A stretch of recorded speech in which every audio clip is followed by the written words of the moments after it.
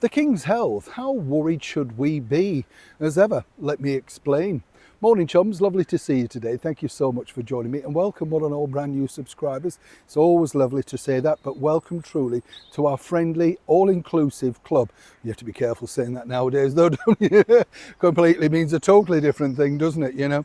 But truly, thank you for joining us, and I think you'll find, and hopefully you'll enjoy much of the content that I try to put together at various locations up and down the United Kingdom whenever I'm travelling around to share with you. And I think, you know, we're all, have we had a wave? No, we haven't. So are you waving? All you newcomers, you've got to get used to this. We can do both hands actually. If you two different hands as well.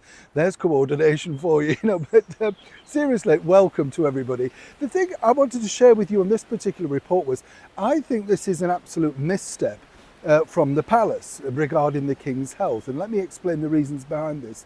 As we know, His Majesty the King, I think, has just done a terrific job on a recent two-day visit to Canada, a wonderful part of the world, and thank you, Canada, for giving His Majesty and the Queen, Queen Camilla, such a warm welcome. They look to be having a terrific time.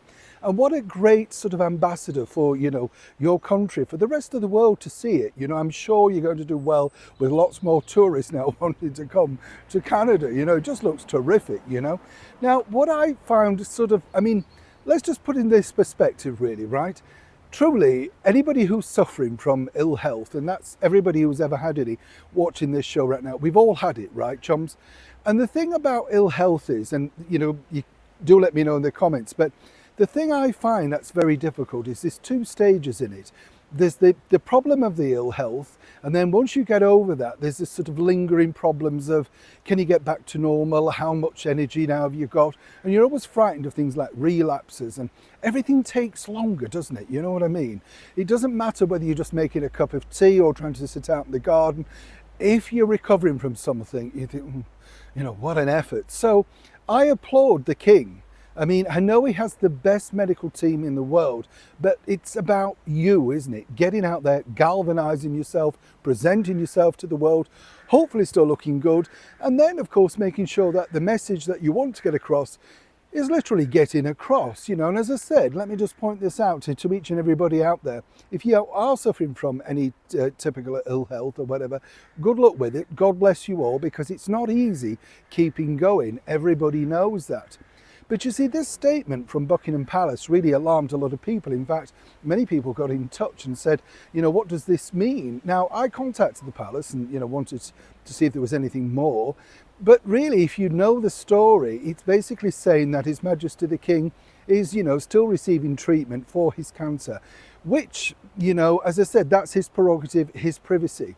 I think the line that's worried a lot of people is, you know, he's learning to live with the illness or learning to live with cancer. Well, that applies to everybody. You know, I mean, that truly applies to everybody. And I've been at events where His Majesty has spoken about, you know, his battle and what he's done. And he said it's about positivity, keeping going, just carrying on the best that you can without letting that become the focus of your life. Why do I think Buckingham Palace have got it wrong? I either think they should have said nothing or be a little bit more concise, because now this really has set off a big rumblings of exactly how ill is His Majesty the King. You know, should he be taking it more steady? And as we've seen, here's a man who's just careering on, you know, keeping going on with the schedule as best he can. I would say this is because this suits him and his positivity and his mentality, whatever you want to call it.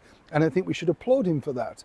I do believe, you know, and I pointed this out to the comms team at Buckingham Palace, that I think they may need to reframe that particular message, because it does send an alarming moment out to everybody to think, okay, well, you know, if it's still going on a year down the line, is there a conclusion to this treatment? As and when will it take place? And more importantly, you know, well, without being unkind, what exactly would they like to share?